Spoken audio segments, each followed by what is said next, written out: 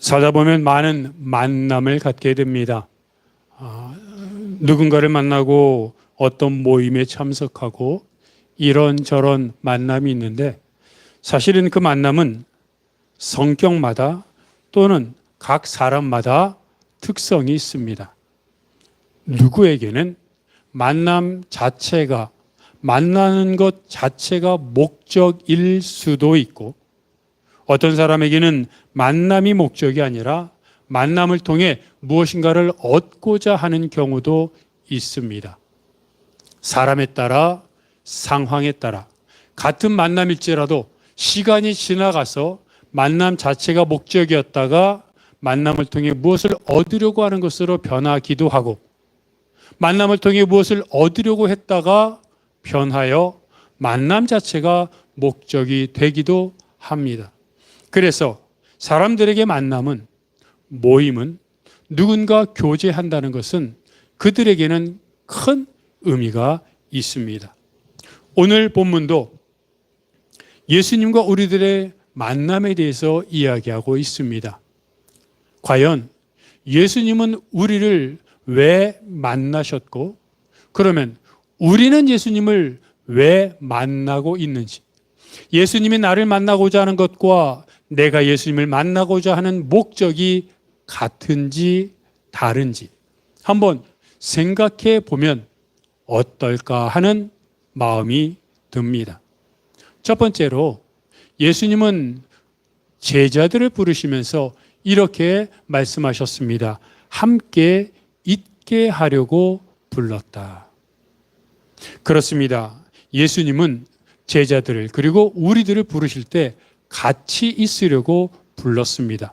그런데 이것만 보면 우리들을 같이 있게 하시려고 부른 것 같은데 뒤에 오는 말을 들어보면 무엇이라고 말합니까? 함께 있게 하시고 또 보내사 전도도 하고 귀신도 내쫓는 권능도 가지게 하려 함이라고 말합니다. 그래서 이 말을 계속 곱씹어 보다 보면 어떤 생각을 하게 되냐면 예수님이 우리를 부르신 이유는 같이 있는 것이긴 한데 같이 있음으로 인해 전도라고 하는 사역, 귀신을 내쫓는 사역, 또 다른 본문에 보면 병든 자를 고치는 능력도 있으니 전도, 귀신을 내쫓음 또는 병고침 그런 능력을 행하게 하기 위해서 부르신 것이 아닌가 하는 생각을 갖게 됩니다. 그런데 이 생각을 하다 보면 어떤 마음이 드냐면 그럼 예수님은 우리를 마치 종으로 동역자로 증인으로 삼기 위해 부르셨고 그래서 같이 있게 하셨구나라는 결론에 도달하게 됩니다. 이 말의 의미가 중요한 것은 무엇이냐면 예수님이 우리를 부르신 목적과 수단이 무엇인가 하는 것입니다. 즉 우리가 자칫 잘못 생각하다 보면 예수님이 우리를 부르신 목적은 종과 동역자와 증인으로 불러서 전도도 하고 병도 고치고 귀신도 쫓아내는 즉 능력 행하는 자로 만들기 위해 그 목적으로 부르셨고 그 수단이 같이 있도록 하는 것이 아닌가라는 생각을 하게끔 만든다는 겁니다. 여러분, 목적과 수단은 정말로 중요합니다. 제가 맨 처음에 누군가를 만날 때 만나는 것 자체가 좋은 것이면 그게 목적입니다. 그런데 누군가를 만나서 무엇인가를 얻으려고 한다면 얻는 것이 목적이고 만남은 수단이 되는 겁니다. 그런데 예수님이 우리를 부르셨는데 전도하라고 부르셨다면 전도가 목적이고 우리가 같이 있는 것은 수단이 되어버림으로 인해 우리를 단지 종이나 증인으로 다시 표현하면 부려먹으려고 부르신 것 같은 생각을 하게 된다는 겁니다. 그런데 여러분 누차 계속해서 말하지만 예수님과의 만남은 그 자체로 행복입니다. 기쁨입니다. 예수님과의 만남은 목적입니다.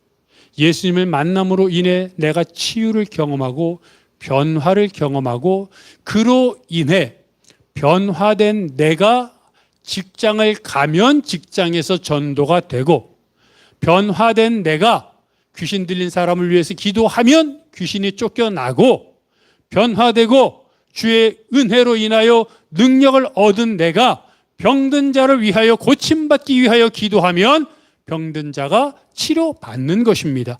이 사실을 제대로 깨닫지 못하면 마치 예수님을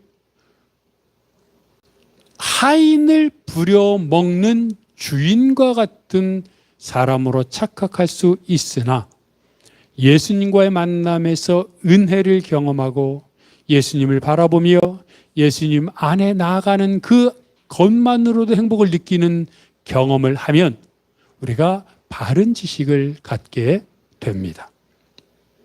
포도나무 비유에서 포도나무가 그리고 가지가 포도나무에 붙어 있음으로 인해 많은 포도 열매를 맺게 됩니다. 그러면 어떤 생각을 하게 됩니까? 포도 열매를 맺기 위해 포도나무를 심었구나라고 생각합니다. 물론 그렇습니다. 그런데 포도나무의 비유는 그것을 말하려고 하는 것이 아닙니다. 조금 전에 말한 것처럼 그러면 포도나무나 포도나무 가지는 포도 열매를 맺기 위해 계속해서 쥐어짜고 고역행하고 그리고 계속해서 이를 혹사시키는 존재로 착각할 수 있는데 그것을 말하는 것이 아니라는 것입니다. 포도 열매를 맺기 위해서는 적어도 3가지가 필요합니다. 물, 그리고 땅, 그리고 광합성과 같은 외부 환경이 좋아야 합니다. 또 하나는 포도나무, 나무 자체가 좋아야 합니다. 3번째는 포도나무의 비유에서 말하는 것처럼 가지가 포도나무에 온전히 붙어 있어야 합니다. 그래야 포도 열매가 맺힙니다. 그런데 여러분, 우리 생각해 봅시다. 물, 땅, 양분, 광합성과 같은 것은 누가 주는 겁니까? 비유에서 말하는 것처럼 농부인 하나님이 좋은 것으로 주시기 때문에 우리가 더 이상 논할 필요가 없습니다. 포도나무가 좋아야 좋은 열매를 맺는데 포도나무는 누굽니까? 예수님입니다. 고로 예수님보다 더 좋은 포도나무가 없기 때문에 이것 또한 우리가 고려할 사항이 아닙니다. 즉 물이나 양분이나 땅이나 광합성이나 또는 포도나무는 완벽 그 자체입니다.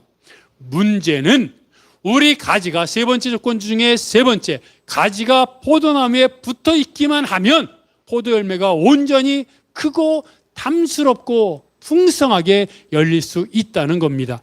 그러면 포도나무와 포도나무 가지 입장에서만 봅시다. 우리는 자꾸 포도 열매를 맺히기 위해 양분을 주고 혹사당하는 것처럼 포도나무를 생각하지만 아닙니다. 포도나무가 가지가 감정이 있다고 생각해 봅시다. 좋은 포도나무에 가지가 붙어 있습니다. 그래서 물을 공급받습니다. 포도나무로부터 양분을 공급받습니다. 광합성 작용을 합니다. 모든 좋은 것, 세상에서 가장 좋은 것은 농부와 포도나무를 통해 가지가 계속적으로 부족함이 없이 풍성하게 형통하게 공급받고 있습니다. 그렇다면 가지인 내가 감정을 갖고 있다면 얼마나 행복하겠습니까? 얼마나 기쁘겠습니까? 부족함이 없습니다. 하는 일마다 형통합니다. 그 가지가 우리이고 우리가 포도나무에 붙어 있기만 하면 우리가 하는 일, 사업을 하고 회사를 다니고 우리가 계획하는 것마다 다 잘 되는 겁니다. 그래서 포도 열매가 맺히는 겁니다. 즉 가지가 포도나무에 붙어 있음으로 인해 포도 열매를 맺히는 것은 포도 열매를 맺히게 하려고 가지를 혹사시키고 포도나무를 자꾸 일만 시키는 중한 노동만 시키는 그런 것이 아닌 가지가 포도나무에 붙어 있기만 하면 내가 그리스도 안에 거하기만 하면 내가 아무것도 안 해도 내가 하나님 안에 거하기만 하면 내가 가는 곳마다 내가 지나간 발자국마다 내가 만나는 사람마다 내가 한 말마다 내가 만난 사람마다 그리스도를 깨닫게 되고 형통함을 깨닫게 되고 나를 통해 떡고물을 얻게 됩니다. 왜? 내가 떡이니까. 예수 그리스도 붙어있는 내가 떡이니 내 옆에만 오면 떡고물을 받아 먹으니 그래서 사람들이 나를 따르고 나를 통해 형통함을 누리게 되는 것이 포도 열매인 것입니다.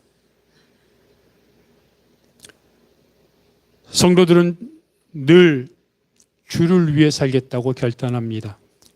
찬양을 불러도 또 기도를 하면서 말씀을 묵상하면서 주를 위해 살든 죽든 무엇을 먹든 마시든 숨을 내쉬는 것조차 주를 위해 살겠다고 결단합니다. 그리고 그때 마음은 진정성입니다. 맞습니다. 정말 그렇게 하기를 원합니다.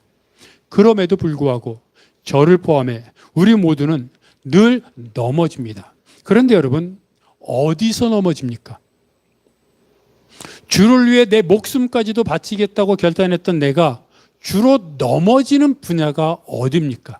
사람마다 다르긴 하지만 대체적으로 조그마한 이익이라도 더 얻으려고 할 때입니다. 그럴 때 어떤 생각을 합니까? 조금밖에 안 되는데 뭐. 또 생각합니다. 남들도 그러는데 뭐. 이 정도는 흠도 안 되는데 뭐. 지금 그렇게 안 하는 사람 있으면 나와보라고 해 라고 생각합니다. 그리고 정말 약간 조금 흠집이 생기고 좀 마음에 걸리긴 하지만 그로 인해서 나에게 돌아올 이익을 생각해 보면 그 정도는 왜? 다 하니까. 말씀을 말하는 게 아닙니다. 세상 사람 다 하니까. 저 권사님 보니까, 저 장로님 보니까, 저 집사님 보니까 나보다 더 한데 뭐 라고 스스로 위로를 합니다. 그러면서 내가 이익을 추구하는 것에 대한 위안을 얻습니다. 언제 넘어집니까? 감정에 휘둘릴 때입니다. 내 기분이 안 좋으니까, 마음에 안 들어서.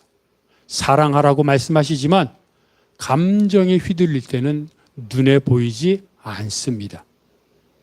그리고 결정적으로 걱정하기 때문입니다. 걱정 때문에 걱정에 걸려 넘어집니다. 걱정이 모든 것의 원인인데 왜냐하면 걱정이 건강 때문에, 물질 때문에, 앞날 때문에. 여러분 생각해 보십시오. 자녀 생각하면 자녀가 아무리 잘하고 신앙이 좋아도 걱정이 안 됩니까?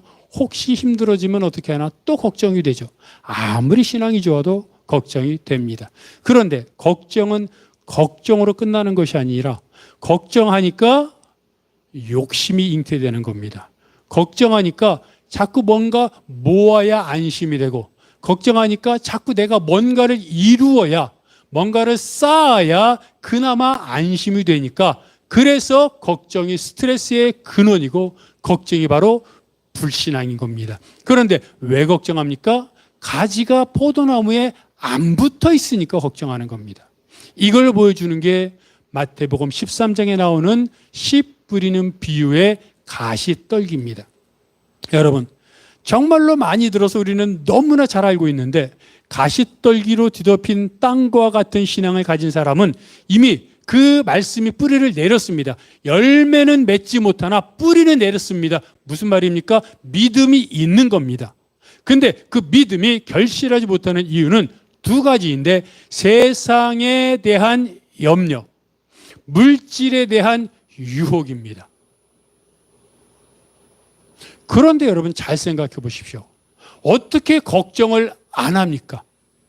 돈이 눈앞에 보이는데 내가 조금만 앞으로 걸어가면, 물론 주변의 것을 신경 쓰지 않을 때입니다. 조금만 걸어가면 어떻든 많고 적음을 떠나 돈이 보이는데 어떻게 유혹을 안 느낍니까? 너무나 정확하게 지적하지 않았습니까? 믿음은 있습니다. 그런데 걱정은 됩니다. 돈도 벌고 싶고 버는 것 자체가 문제가 아니라 더 벌고 싶고 저것도 갖고 싶은 겁니다. 그런데 그런 마음이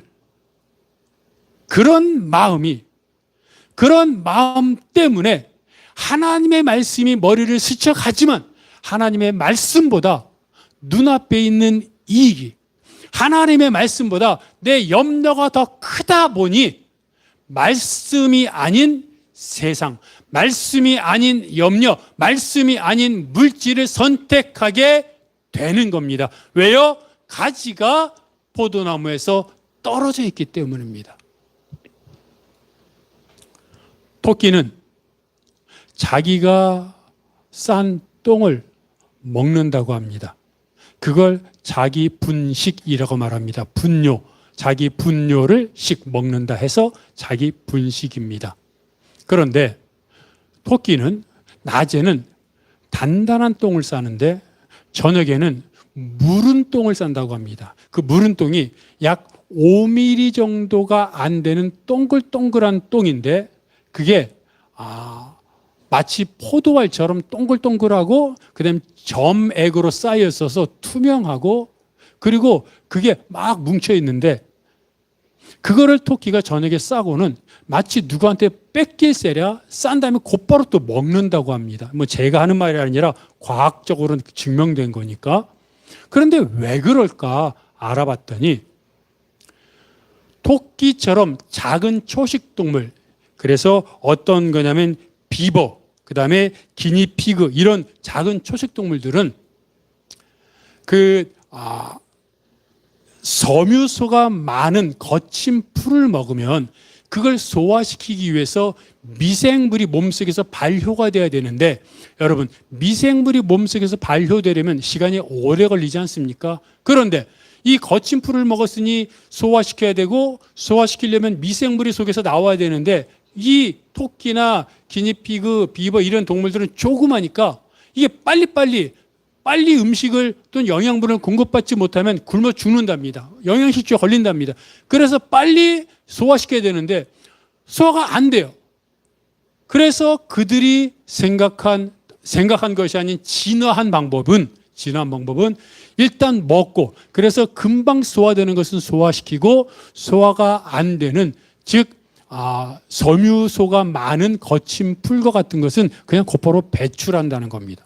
배출했다가 무른 똥으로 배출했다가 다시 먹고 또 조금 있다가 조금 이제 두 번째니까 두 번째는 조금 더 소화되지 않겠습니까? 또 소화될 거 소화되고 거기서 소화 안 되는 거 또 배출하고 또 해서 토끼는 4번까지 똥을 먹는다고 합니다. 4번째야 소화를 완전하게 시키는 겁니다. 마치 소가 여러 가지 위를 갖고 되새김질하는 것처럼 첫 번째 먹었다가 풀을 다시 또 위에 갔다가 다시 올라가고 여러 번 되풀이하지 않습니까? 똑같은 원리입니다. 처음에 먹었을 때 소화가 안 되는 것은 밑으로 내리고 윗속으로 내렸다가 윗속에서 다시 올려서 점점 되새김질하면서 결국에는 끝내 소화시키고 마는. 그래서 중국의 한 연구소에서 실험을 했는데 90일 동안 토끼에게 두 부류로 해서 한 부류는 자기 무른 똥을 먹게 하고 또 한 부류는 못 먹게 했더니 못 먹게 한 그 토끼들이 90일 후에 그 몸의 그 성장이 완전히 줄어들었고 그다음에 신진대사가 줄어든 모습을 발견할 수 있었다고 합니다. 토끼가 자기가 싼 무른 똥을 먹는 이유는 다 이유가 있는 겁니다. 자기가 먹고 소화해서 그것을 통해 성장하고 발달하기 위해 영양분을 공급해야 되는데 한 번에 안 되니까 반복해서 결국에는 여러 번 소화시키는 것입니다. 똑같습니다. 우리가 사는 이 세상 얼마나 분주합니까? 그 사람이 높은 지위에 있든 물질을 얼마를 갖고 있든 하는 직업이 무엇이든 상관없이 여러분 우리가 사는 이 삶을 돌아보면 정말 바쁘고 분주하고 복잡합니다. 감정이 왔다 갔다 하지요. 이 생각 저 생각 하느라고 복잡하지요. 또 여러 가지 많은 일들로 인해서 정말로 피곤한 인생을 살아갑니다. 그러한 세상을 살다가 하나님을 생각한다고 잠깐 하나님 생각했다가 돌아온다고 해서 여러분 내 마음속에 있는 시선과 내 마음의 중심이 하나님께로 닿습니까? 하루 24시간 자는 시간 빼놓고는 때로는 잘 때까지도 스트레스 받아 잠꼬대하면서 꿈을 꾸는데, 그런 분주하고 복잡한 스트레스 받는 세상을 살다가 잠깐 하나님 하고 나서 다시 돌아오면, 그 잠깐 하나님하고 불렀던 그 순간에 내 마음의 중심과 시선이 온전히 주님을 향했다가 내려옵니까? 아닙니다. 그것은 정말로 잠시 잠깐 하나님한테 맛보기만 보이고 마는 겁니다. 어쩌면 하나님 문 앞에 갔다가 문을 두드리지도 못하고 돌아오는 것인지도 모릅니다. 뭘 말하는 겁니까? 토끼가 자기 분식을 통해 4번이나 똥을 반복해서 계속해서 무의미한 것 같은 행동을 통해 결국 그 먹었던 풀을 다 소화시키는 것처럼, 우리가 우리의 삶을 통해 하나님을 경험하려면 적어도 여러분 생각해 보십시오. 세상에 빠져 있고 세상을 향해 있던 나의 시선과 마음, 모든 관심을 적어도 하나님을 만나려면 하나님하고 오는 것이 아니라 4번의 소화를 통해서 똥을 먹었던 토끼처럼 몇 번을 통해 하나님을 만나고 다시 돌아왔다가 다시 또 하나님께로 시선을 돌리고, 이런 몇 번을 통한 과정을 통해서야, 몇 번의 되새김질을 통해서야 하나님의 근처에 가서 하나님의 향기라도 맡고 돌아오는 겁니다.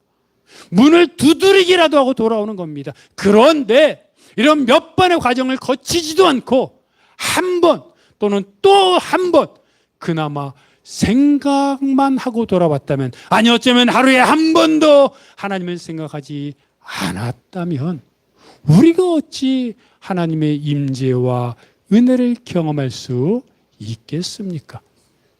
그래서 이것을 보여주는 게 씨 뿌리는 비유에 나오는 좋은 땅 아닙니까? 마태복음 13장은 좋은 땅이 결실하는 것을 그냥 좋은 땅과 같은 신앙을 가진 사람은 30배, 60배, 100배의 결실을 얻는다고 말합니다. 그런데 이 똑같은 내용을 누가복음은 다르게 기록하고 있습니다. 좋은 땅이 30배, 60배, 100배의 결실을 얻을 수 있는 이유를 누가복음 8장 15절은 이렇게 말합니다. 여러분 한번 누가복음 8장 15절 읽어볼까요? 시작.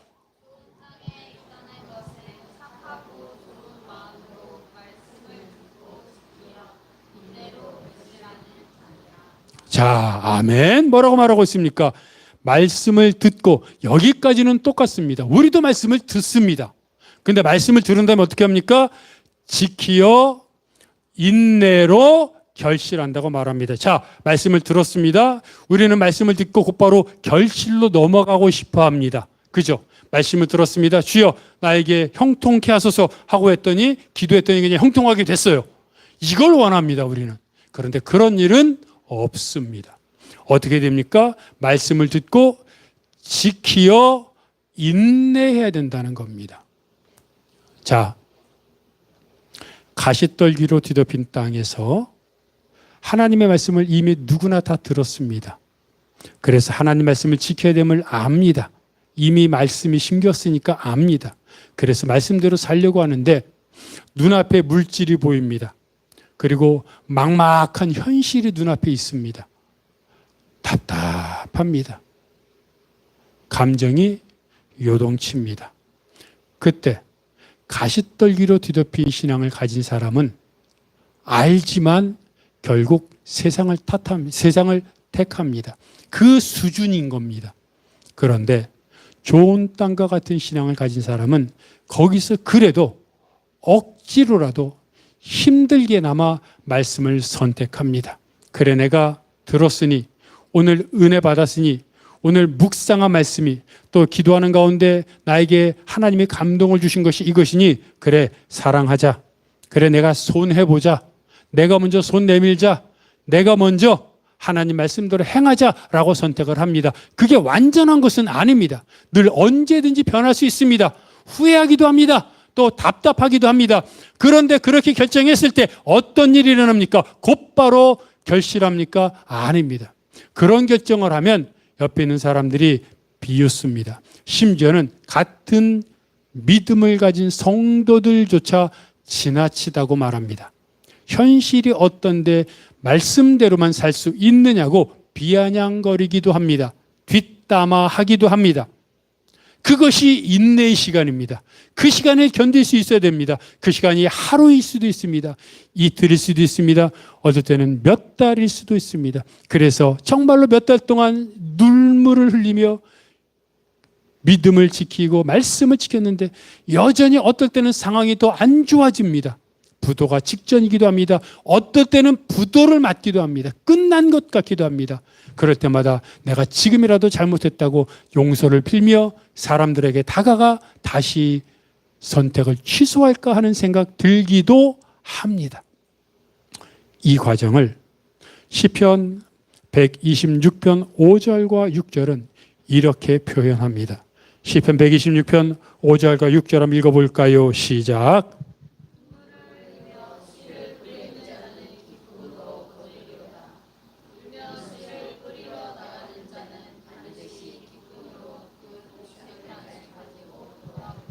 자, 뭐라고 말하고 있습니까? 5절과 6절은 반복해서 말하고 있죠. 씨를 뿌리러 갈 때는 눈물을 흘리며 뿌립니다. 왜입니까? 그게 인내입니다.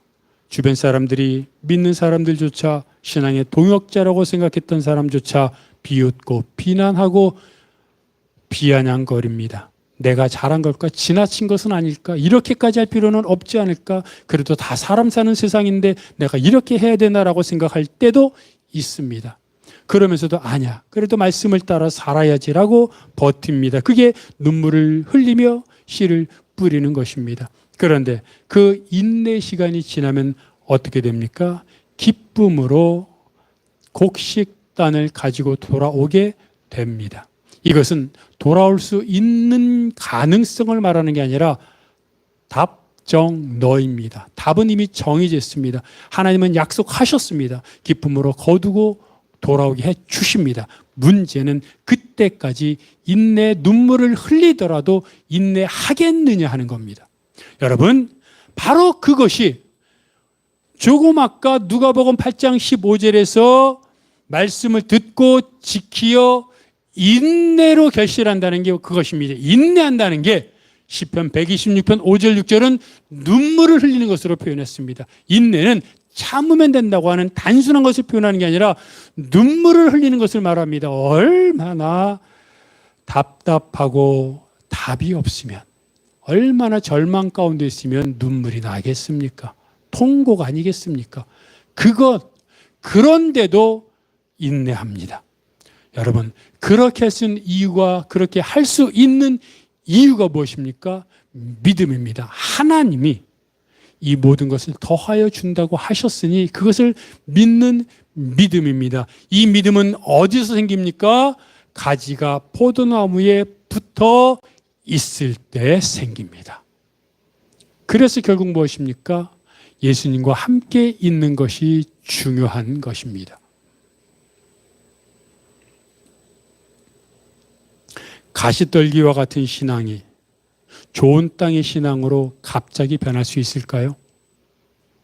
한 번, 한 배, 두 배 또는 세 배 정도의 결실을 겨우 얻었던 가시떨기 신앙이 자고 일어나니까 좋은 땅이 되어 60배 신앙으로 결실을 얻는 신앙으로 바뀌게 될까요? 그런 일은 없습니다. 누가복음 8장 15절에 말한 것처럼 말씀을 듣고 지키어 눈물을 흘리며 인내하는 자가 결실하는 겁니다. 그렇게 결실하는 시간이 흘러갈 때 가시떨기로 뒤덮였던 그 땅이 조금씩 자갈이 제거되고 가시떨기가 뽑히고 그리고 개간되고 돌멩이들이 다 제거됐을 때 가시떨기로 가득 덮였던 땅이 3분의 1 가시떨기가 없어지고 그만큼 열매가 많아지고 또 인내하며 하나님 앞에 나아가 기도했을 때 어느덧 3분의 2 가시떨기가 없어지고 그리고 열매가 더 많아지고 그리고 결국 가시떨기가 다 제거되었을 때 그것이 한 달, 두 달 또는 1년, 2년일 수는 있으나 그때 30배, 60배, 100배 신앙을 갖게 되는 것입니다. 여러분, 함께 예수님과 있는 시간이 있고 많을수록 그 시간을 통해 내 안에 있던 뾰족하고 상처 주고 그리고 열매 맺지 못하게 했던 염려와 유혹에 대한 가시떨기가 사라지고 하나님의 은혜가 임하는 것입니다. 그래서 우리는 늘 돌아보아야 합니다. 나는 예수님과 함께 있는가?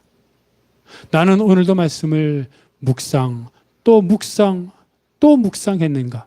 토끼가 자기 분식으로 4번까지 똥을 먹었던 것처럼 나도 하나님 말씀을 읽고 하루 종일 읽고 그 말씀의 의미를 깨닫고 하나님의 마음을 깨달아 하나님의 말씀, 하나님의 마음을 갖고 한 번이라도 다른 사람에게 실천했는가? 자꾸 돌아보아야 합니다. 그게 가시떨기 잡초를 제거하는 과정입니다. 그랬을 때 예수님은 두 번째로 이렇게 말씀하십니다. 권능도 가지게 하려 하심이라. 다시 말하지만 예수님과 함께 있는 시간이 많아지고 말씀을 묵상하고 기도하며 하나님 앞에 나 자신을 드릴 때 내 안에 있던 다른 사람을 미워하는 마음, 감정에 휘둘리는 마음, 그리고 세상의 염려와 물질의 유혹에 넘어졌던 마음들이 조금씩 사라지고 이제는 어떤 상황에서도 하나님 말씀대로 살아가겠다고 하는 굳은 믿음이 내 안에 점점 자라게 되는 겁니다. 그리고 그 마음을 갖고 회사를 가면 그런 내 삶의 회사 업무를 볼 때 그런 마음으로 할 때 회사 업무를 다른 마음으로 보겠습니까? 성실한 마음으로 또 그런 회사 업무를 하나님이 형통하게 해주시겠죠. 마치 요셉이 형통했던 것처럼 그 모습을 보며 주변 사람들이 예수 믿게 되는 겁니다. 결국 전도도 무엇입니까? 말이 아닙니다. 비록 때로는 다른 사람, 알지 못하는 사람에게 길거리에 뭘 나눠주며 복음을 전할 수도 있습니다. 그래서 아무런 효과가 없는 것 같기도 합니다. 하지만 그렇게 전해주는 그런 상황에서도 나를 통해 풍겨가는 냄새와 향기를 통해 전도가 되는 겁니다. 내가 회사에서, 내가 사업체에서, 내가 사람들과 만나며 살아가는 그 모습을 통해 나는 몰랐지만 내가 하는 말투, 내가 살아가는 삶의 태도, 다른 사람을 대하는 그런 마음을 보고, 마음씨를 보고 사람들이 저 사람의 다른 모습을 보고 예수 믿게 되는 겁니다. 그게 뭡니까? 그 전도가 예수님과 함께 있을 때 예수님을 통해 묻혀진 내 마음이 나타나는 겁니다. 전도라고 말만 번지르르하게 한다고 되는 게 아닙니다. 내 삶의 모습을 그가 보고 변화되는 겁니다. 권능도 마찬가지입니다. 예수님이 제자들을 전도하라고 내보냈습니다. 2번에 걸쳐 내보냈는데 한 번은 12제자를 내보냈고 한 번은 70명을 내보냈습니다. 그런데 그때 내보낼 때 예수님이 그들에게 권능을 주셔서 내보냈습니다.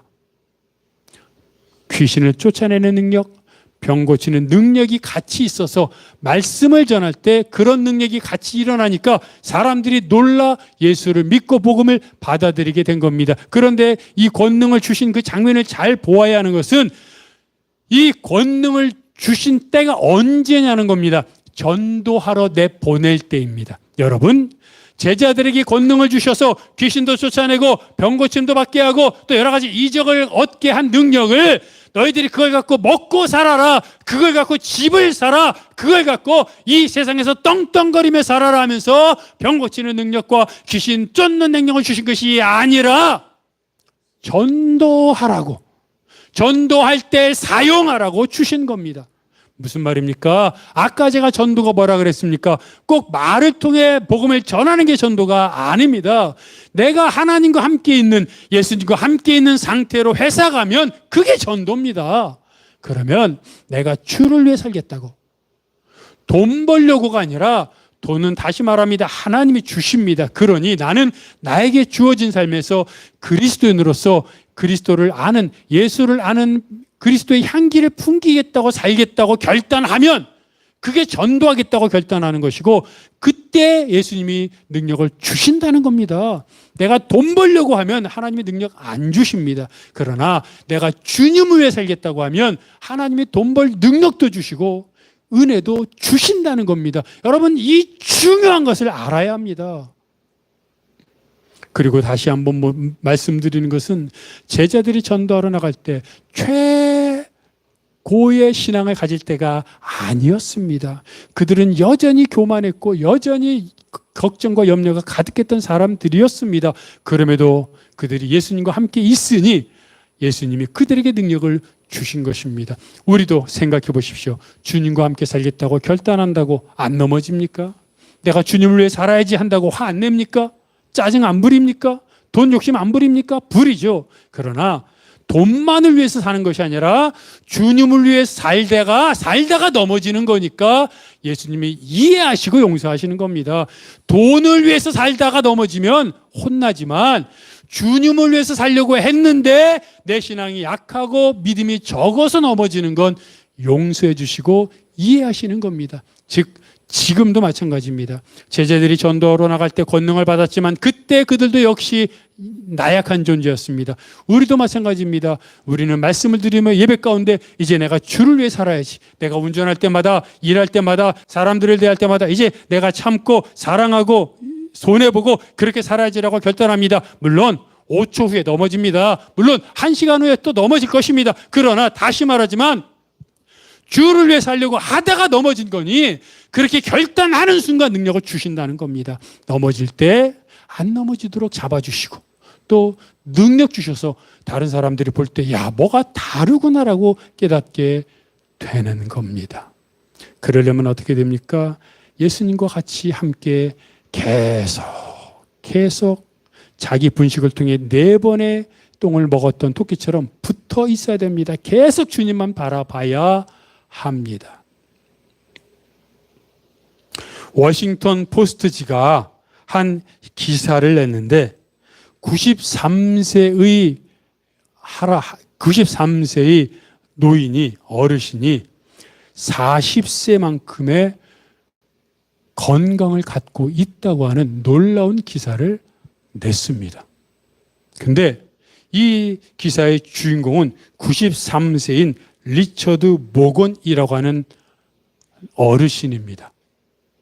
이분이 실내 조정 경기 있지 않습니까? 실내 조정 경기 경량급 90세 이상의 경량급 챔피언인데, 이분의 혈액과 건강 상태를 연구소에서 검사를 해봤더니 이분이 30-40대의 심혈관 나이와 운동 능력을 가졌다는 겁니다. 아니, 93세의 나이인데 30-40대의 건강을 가졌다는 겁니다. 얼마나 우리에게 희망이 됩니까? 더군다나 이분은 그전부터 운동을 꾸준하게 했던 분이 아니라 73세부터, 여기 다 해당되죠? 73세부터니까 이제부터 조정 경기 선수인 손자의 권유를 듣고 그때부터 운동을 시작했다는 겁니다. 어떤 운동을 했는지 알아봤더니 하루에 40분 정도의 일관성 있는 조정 훈련, 그리고 웨이트 트레이닝, 고단백 식단을 먹었다는 겁니다. 73세부터 하루에 40분씩 조정 경기 훈련을 했고, 그리고 이제 헬스, 그나마 이제 근력 운동이죠, 했고, 그리고 식단을 균형 있게 먹었더니 93세의 나이에 30대, 40대의 심혈관 운동 능력을 가지더라. 무슨 말입니까? 73세부터 93세 지금까지 20년 동안 꾸준하게 했다는 겁니다. 그랬더니 30-40대 운동 능력을 가지더라. 무슨 얘기냐면 아직도 안 늦었다는 겁니다. 왜 나에게는 하나님의 은혜가 없지? 왜 나에게는 하나님의 능력이 없지? 이렇게 의문점 갖고 고민하다가 세상을 떠나겠습니까? 아닙니다. 지금이라도 예수님이 함께 있게 하시려고 부르셨으니, 자기 분식, 토끼도 자기 똥 4번 먹는데 우리도 최소한 제가 말씀 보내준 것을 포함해서, 아니면 다른 거라도 좋고 하루에 4번 보는 겁니다. 4번 봤는데 이해 안 됩니까? 한 번, 또 한 번 보는 겁니다. 그게 하루 24시간 중에 몇 분이나 됩니까? 그런 과정을 통해 하나님의 마음이 느껴지기 시작합니다. 그게 시작입니다. 그렇게 1시간, 1시간, 하루하루 지나갈 때 내 안에 하나님의 마음이 스며들고 짜증나던 인생이, 답답하던 인생이 내가 존귀한 자구나, 하나님이 나와 함께 하시는구나라는 마음이 그렇게 생각하려고 해서가 아니라 저절로 그런 생각이 들어오고, 당연히 긍정적이며 적극적인 인생, 믿음의 삶을 살게 됩니다. 그리고 그렇게 해서 친구를 만나면 전도가 되고, 주변 사람들이 힘든 기도 제목을 얘기해서 기도하면 응답이 되는 겁니다. 그리고 이 땅 마칠 때 주님 그러실 것입니다. 착하고 충성된 종아. 여러분, 이렇게 살고 싶지 않습니까? 이렇게 살아야 하지 않겠습니까? 주님과 함께 있는 것은 그 자체로 복이요, 은혜요, 능력입니다. 행복합니다. 그런데 그렇게 있으면 덤으로 능력도 주어지고 권세도 주어지고 행복해지고, 그게 우리 인생인 줄 알고 다시 한번 주와 함께 있는 인생을 살겠다고 결단하고 다시 한번 다짐하는 여러분이 되시기를 바랍니다. 이 시간 말씀을 기억하면서 다 함께 일어나셔서 주를 위해 살겠다고, 내 인생 여정 하나님께 맡기겠다고 결단하며 찬양합니다.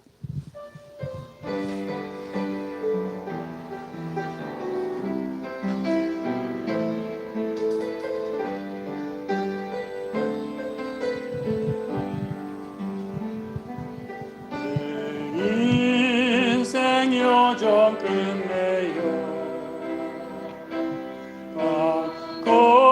언덕 이를 때 하늘을 향해 말하리 예수 인도하셨네 매일 발걸음마다 예수 인도하셨네 나의 무거운 죄짐을 모두 벗고 하는 것 예수 인도하셨네 이것이 바뀐 인생은 어덕이면서 갈 때에 시련과 환난 많으나 예수 인도하셨네 매일 발걸음마다 예수 인도하셨네 나의 무거운 죄짐을 모르고 많은 것 예수 인도하셨네 내 밟는 발걸음마다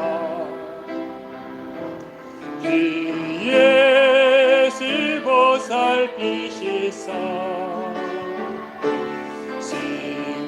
승리의 계가 부르며 주를 찬송하리라 매일 발걸음마다 예수 인도하셨네 나의 무거운 죄짐을 모두 벗고 하는 것 예수 인도 매일 발걸음마다 예수 인도하셨네. 예수 인도하셨네. 나의 무거운 죄짐을 나는 뭐 예수 인도하셨네. 인생 다 지나고 나면 그때 예수님이 나를 인도하셨구나 깨닫게 될 것입니다. 혹시라도 마지막 호흡이 끊어질 때 내가 그때 주를 위해 선택했더라면 얼마나 좋았을까 후회하면서 세상 떠나서는 안 되지 않겠습니까? 지금부터라도 주님이 나를 인도하시는 것 알기에 손해 좀 봅시다. 감정 추스립시다. 이익 포기합시다. 내가 먼저 사랑합시다. 그래서 사람들에게 인정받는 것이 아니라 예수님에게 칭찬 받읍시다. 주님을 위해 살게 하소서. 함께 통성으로 기도하겠습니다. 하나님 아버지, 오늘도 하나님 앞에 나왔습니다. 하나님을 바라봅니다. 아버지 하나님, 내 인생 여정 끝났을 때 바울이 내가 선한 싸움을 싸우고 달려갈 길을 마쳤다고 고백했던 그 고백을 나도 할 수 있게 도와주옵소서. 내가 5달란트가 아닐지라도 2달란트가 아닐지라도 심지어 1달란트가 아닐지라도 반의 반 달란트일지라도 내가 나에게 주어진 달란트 최선을 다해 살았을 때 그래도 나에게 주어진 삶은 최선을 다했다고 고백하게 하시고 하나님께 칭찬받게 하여 주시옵소서. 잘했다 착하고 충성된 종아, 너가 작은 일에 최선을 다했으니 내가 많은 것으로 너에게 보답하겠다, 응답하겠다 말씀하신 하나님의 음성 듣게 하여 주시옵소서. 주님, 인생 마칠 때 후회하기보다 지금부터 주를 위해 살게 하셔서 하나님께 칭찬받게 하시고 하나님의 은혜 입게 하시고 능력으로 살게 하셔서 정말 경건의 모양만 있는 신앙인이 아니라 경건의 능력을 갖춘 신앙인으로 살게 하여 주옵소서. 이 모든 것 예수 그리스도의 이름으로 기도하오며 이제는 우리 주 예수 그리스도의 은혜와 아버지 하나님의 사랑하심과 성령님의 교통하심이 하나님과 더불어 이 땅을 살며 정말로 하나님과 예수님과 성령님과 동행하는 인생 살겠다고 다짐하는 모든 성도 머리 위에 그들의 가정과 사역과 기도 제목 위에 이 교회 이 민족 온 세계 복음화 위에 영원토록 함께 하옵시기를 간절히 축원하옵나이다. 아멘.